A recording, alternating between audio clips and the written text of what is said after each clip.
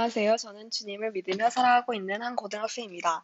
지금 시간에는 여러분이 살면서 한 번쯤 가져보았을, 그리고 제가 하나님을 믿지 않았을 때 많이 했던 고민과 질문들을 답하는 Q&A 시간을 가지려고 해요. 첫 번째 고민이네요.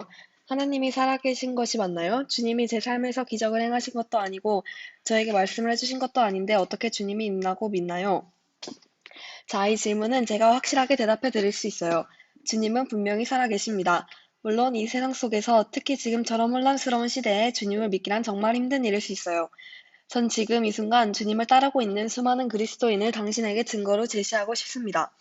실화를 바탕으로 한 예수는 역사다라는 영화를 보면 기자로서 눈에 보이는 것만이 사실이라고 믿던 한 주인공은 아내의 신앙과 주위에서 소위 기적이라고 불리는 일들에도 불구하고 그저 행운이라며 예수님을 부정합니다. 그리고 그것을 뒷받침해줄 증거를 미친 듯이 찾아다니지요. 하지만 결국엔 그도 분명히 존재하시는 그 주님을 알아가며 신뢰하게 됩니다.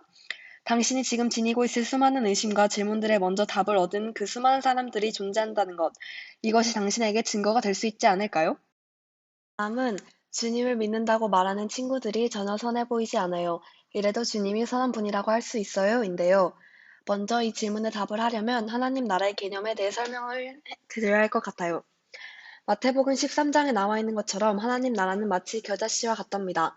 겨자씨는 땅에 심어지고 나면 그 안에서 정말 자라고 있는지, 정말 존재하는 게 맞는지 많은 의심이 들지만 물을 주고 거름을 주면 싹이 튀어나고 잎이 생기며 나중에는 굳건히 선 한 나무가 되죠. 이처럼 하나님 나라는 점진적으로 우리 안에 임합니다. 주님을 믿는다고 한순간에 완전해지는 것은 절대 아니랍니다. 그 친구들이 부족한 모습을 보이는 것은 아직 믿음이 자라나고 있기 때문이에요. 그렇기 때문에 많은 실수와 악한 행동을 하는 것이죠. 저도 그렇답니다. 하지만 분명 선하신 주님은 언제나 우리를 돌이키시고 또 그전보다 더 새롭게 더 낫게 우리를 고쳐주십니다. 그 친구들이 주님을 믿는 것이 사실이라면 조금만 기다려보세요. 변화가 일어날 것입니다. 첫 번째 고민입니다. 주님이 절 사랑하시지 않는 것 같아요. 제 주위 친구들에게는 주님이 개입하시는 순간들이 분명히 존재하는데 저한테는 아무 관심이 없으신 거 아닐까요? 자, 먼저 주님이 저희를 왜 지으셨을까요? 바로 주님이 가지고 계시는 그 넘쳐흐르는 기쁨을 우리와 나누고 싶으셨기 때문인데요. 즉, 주님은 기본적으로 저희를 굉장히 사랑하십니다. 주님이 사연자분의 인생에 개입하시지 않는 것처럼 느껴지는 것은 사연자분이 지금 주님이 보내시고 있는 메시지를 못 알아채고 계실 가능성이 높아요. 그리고 주님은 각 사람마다 가장 효과적인 방법으로 다른 때에 나타나십니다. 저도 하나님의 강력한 임재를 느껴본 적도 없고 방언이나 기적을 체험한 일도 없어서 주님이 절 싫어하신다고 생각해 본 적이 있어요. 그러나 한순간 주님은 제가 기도할 때 난 널 너무나 사랑하는데 왜 너는 모르는 것이냐라는 메시지를 주셨고 그 순간 제가 무뎌서 놓치고 있었던 주위 사람들을 통한 주님의 말씀들을 그제 알아챌 수 있었습니다.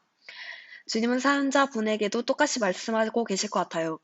지금 이 순간에도 주님은 당신을 분명히 사랑하고 계십니다. 당신을 염려하고 기뻐하시며 당신의 인생에 관여하고 계십니다.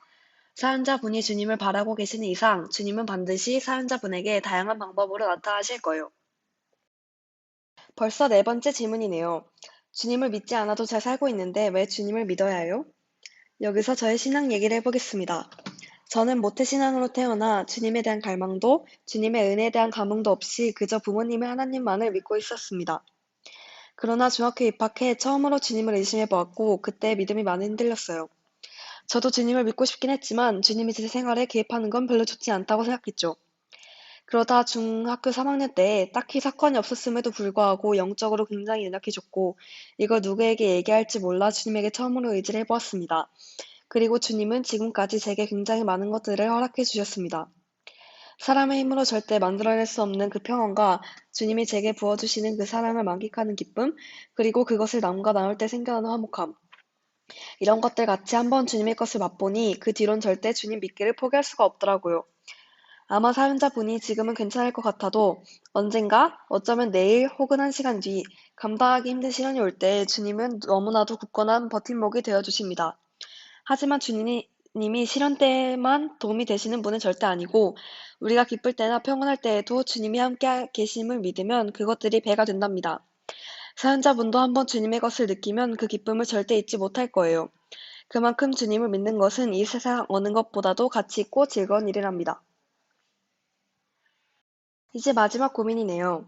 주님을 믿고 싶은데 막상 믿으려면 잘 믿어지지 않아요. 어떻게 해야 될까요? 과거에 제가 굉장히 많이 했던 고민인데요. 먼저 우리 신앙에는 우리의 힘으로는 되지 않는 성령의 힘으로만 가능한 영역들이 있습니다. 믿음도 그 중에 하나랍니다. 제 경우에 주님을 믿게 해달라고 굉장히 많이 기도를 했고, 지금 주님을 믿고 있는 게 바로 그 응답이라고 생각을 하고 있어요. 사연자분도 주님에게 기도를 열심히 해보시면 주님은 반드시 그에 합당한 믿음을 허락해 주실 거예요. 주님은 문을 두드리는 자에게 문을 열어주시는 분이시니까요. 그리고 의심을 하기보단 한번 믿어보자라는 생각으로 믿어보시길 추천합니다.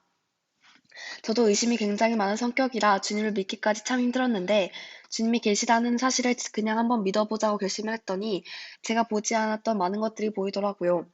사연자분도 제가 경험하고 있는 그 믿는다는 것의 기쁨을 꼭 느껴보셨으면 좋겠어요. 이렇게 제가 준비한 것들이 모두 끝이 났습니다. 많이 부족한 답변들이지만 이 시간을 통해 당신이 주님께 한 걸음 더 가까워지길 간절히 소망해요. 주님은 당신을 사랑하십니다.